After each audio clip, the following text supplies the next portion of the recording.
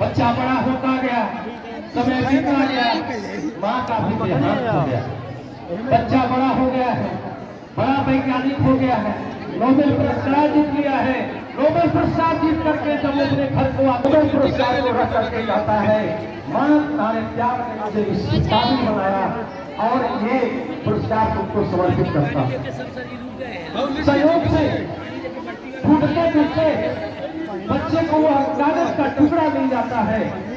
अलमारी में जब माँ के अलमारी को खोलता है, जिसमें कागज का टुकड़ा मिलता है, वही कागज का टुकड़ा जिसको बचपन में लेकर के आया था, जिसको पढ़ करके माँ रोने लगी थी, जिसको पढ़ करके माँ समझने लगी थी, वह कागज का टुकड़ा लेकर के वह दुनिया को जीत करके आया वैज्ञानिक, नोबेल पुरस्कार लेकर के आया वैज्ञानिक हंसने या सुसकने लगता है, सुनने लगता है, दिमाग से सक करके वो बैठ जाता है, चिंता में पड़ जाता है।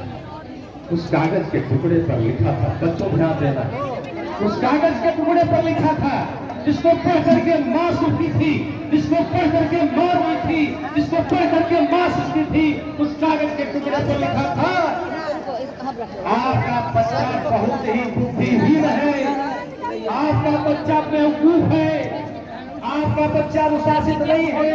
हे माता जी, इस बच्चे को घर पर ही रखिए, इसका पालन पोषण करिए, किसी तरह से जिंदगी को पार लगाइए।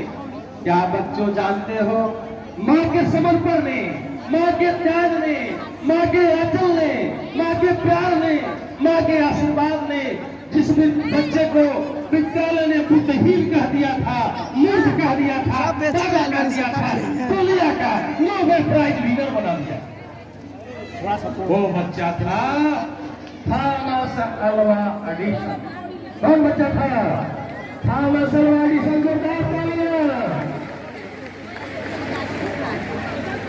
बच्चों, तुम भी अपने माँ को प्यार देना, माँ को सम्मान देना, माँ को कष्ट होने न देना। न जाने आप में से किसकी माँ थॉमस अल्वा एडिसन की माँ बन करके आपको भी का इकलौता बेटा राजू माँ से विवाह के बाद 25 साल से दूर रह रहा था। राजू के पापा ये सब देख रहे थे, माँ के हाथ से फोन लिया। बच्चों ध्यान से सुनना, माँ के हाथ से फोन लिया पापा ने, कहा, हाँ राजू बेटा, तुम सही कह रहे हो, तुम्हारी माँ पागल है। आज तुम 25 साल हो गए घर से बाहर हो और